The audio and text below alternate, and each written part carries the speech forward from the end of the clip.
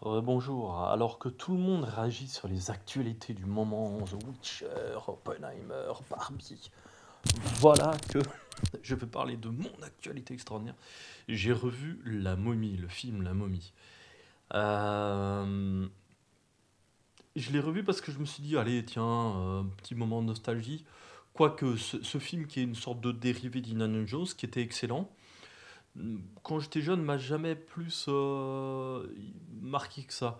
Il a pu se saisir par quelques plans, quelques moments, la chose est réussie, mais ça a jamais été un film qui a compté autant que justement Indiana Jones. Et voilà, il n'a pas perdu tellement en charisme, en intérêt, c'est toujours aussi bien tourné, aussi bien fait, il y a des beaux moments, c'est amusant, un petit côté décalé sans être ridicule. Et l'acteur d'ailleurs principal a eu quelques déboires parce que après un succès énorme, il a pas su rebondir. Et après, alors qu'il était disons l'exemple de l'homme charismatique, fort dans ce rôle, voilà, il avait perdu de sa superbe, notamment en pleurant en interview, en ayant justement le jour où il a perdu sa propre mère. Donc il est revenu, c'est une espèce de comeback, résurrection. Et non pas comme Imhotep dans le film, il est revenu défiguré parce qu'il est devenu gros, chauve, etc. Mais une petite rémission comme on en aime à Hollywood, où tout le monde comme ça. Et puis bravo pour lui, tant mieux, vraiment c'était excellent. Donc tout ça, donc pour aller à quelque chose de plus important, c'est qu'en fin de compte, ce film serait sorti cette année ou l'année précédente avec des éléments plus modernes, plus contemporains, notamment dans les traitements science-fiction, traitement des effets spéciaux et tout ça, il serait passé totalement inaperçu ou quasi inaperçu. On aura dit, ouais, pas mal. Tous les youtubeurs, tout le monde, le public aura dit, ouais, je l'ai vu sur Netflix, le nouveau film de l'été, pas mal et tout, sympa et tout. Bon, c'est pas énorme, ça vaut pas les films d'avant, tout ça. Voilà ce qu'on aurait dit, on aurait été honnête. Il se trouve que le film équivalent à celui-ci, c'est Uncharted. Alors, c'est pas la momie, c'est Uncharted. Avec le mec qui a joué le Spider-Man, là, le nouveau Spider-Man. Et vous retrouvez les noms. Et figurez-vous, si on compare les deux, ils ont un ton assez identique, sauf qu'il y a plus d'argent, parce que plus de pouvoir d'achat, plus de possibilités, plus de budget peut-être pour Uncharted, plus de rebondissements. Il y a autant d'humour bien trouvé avec des acteurs qui se font plaisir, qui nous font plaisir. Donc, j'oserais presque dire qu'il est mieux, ce Uncharted. Sauf qu'on l'oubliera. C'est pourquoi le sujet n'est plus tellement la qualité des films, ou pas seulement la qualité intrinsèque des films, mais est-ce qu'ils marquent un peu leur époque? Premier élément. Et deuxième élément, est-ce qu'il est possible encore de marquer son époque aujourd'hui? Je crois que oui, mais ça peut être bien plus difficile. C'est-à-dire que même les cartons énormes comme Avatar 2 et Top Gun Maverick, donc Top Gun 2 on va dire, qui sont excellents à certains points de vue, Avatar m'a emmerdé, vraiment le numéro 2 c'est un nanar, de point de vue scénario j'ai failli m'endormir, d'un point de vue effets spéciaux c'est extraordinaire, c'est un sommet. Top Gun 2 m'a ébloui au niveau beaucoup de choses. C'est une formule Top Gun, c'est pas. Mais sera malheureusement vite oublié. C'est-à-dire qu'il a marqué par, par tout ce qu'il déploie, par ce que Tom Cruise fait, mais il fait pas vibrer notre cœur, on va dire, comme d'autres films. Bon.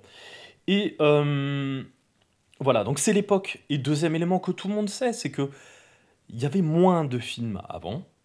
Et les films repassaient à la télé, étaient en VHS, on les réempruntait. Ils n'étaient pas remplacés une semaine après par Netflix qui propose une semaine après ou un mois après. Ou bien nous-mêmes, on va chercher sur notre plateforme, ou bien sur la télé, etc. Il n'y avait pas cette abondance qui fait que abondance nuit à la valeur et rareté augmente la valeur. Donc j'arrête là cette vidéo, mais c'est vraiment voilà, notre désenchantement tient au fait qu'on est submergé et qu'en fait on n'a pas le temps nous-mêmes de vivre et de garder ça comme un petit doudou. Vous voyez, moi j'ai un petit enfant, un petit fils et un petit bébé, et c'est son doudou, c'est son doudou. Bon, au bout d'un moment, il va le délaisser pour autre chose, mais c'est le fait de l'avoir longtemps avec soi, on y tient. Eh bien, il y avait une temporalité plus longue quand j'étais gamin, voilà. Et sa temporalité, ça peut être ne serait-ce que 5, 10 ans. Les Star Wars, je sais pas, c'est entre l'âge de ou Jurassic Park, entre 10 et 20 ans, même si le 2 et le 3, mais qui étaient tout de suite ratés. Eh bien, pendant une dizaine d'années, on le voit, on le revoit. Terminator 2, c'est pareil. Les Indiana Jones, c'est la même chose. Pendant une dizaine d'années, et aujourd'hui, une dizaine d'années, c'est long. Vous voyez quand les Marvel qui veulent faire remplacer notre imaginaire avec des choses, bah c'est tous les ans, tous les 2 ans, il faut tout de suite qu'il y ait autre chose. On enchaîne, on enchaîne. Voilà. Donc, on est tellement bombardé qu'on n'arrive pas à se familiariser, à faire que toutes ces choses-là sont les nôtres. Et en l'occurrence, quand je ferai des critiques sur les romans, je pourrais dire la même chose. Et aussi dans mon expérience personnelle, je rattrape un certain retard de lecture ces 2 dernières années.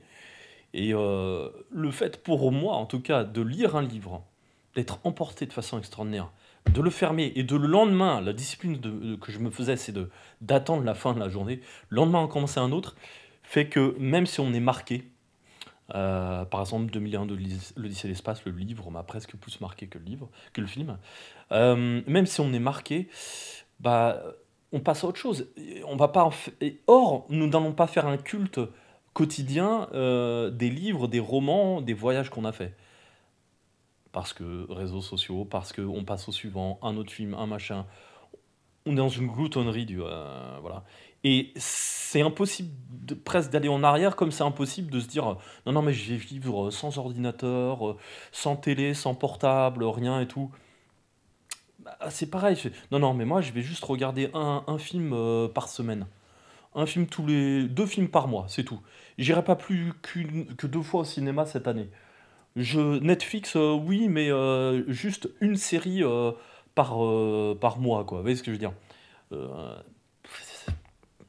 cette discipline, non. Or, il y a beaucoup de bonnes choses.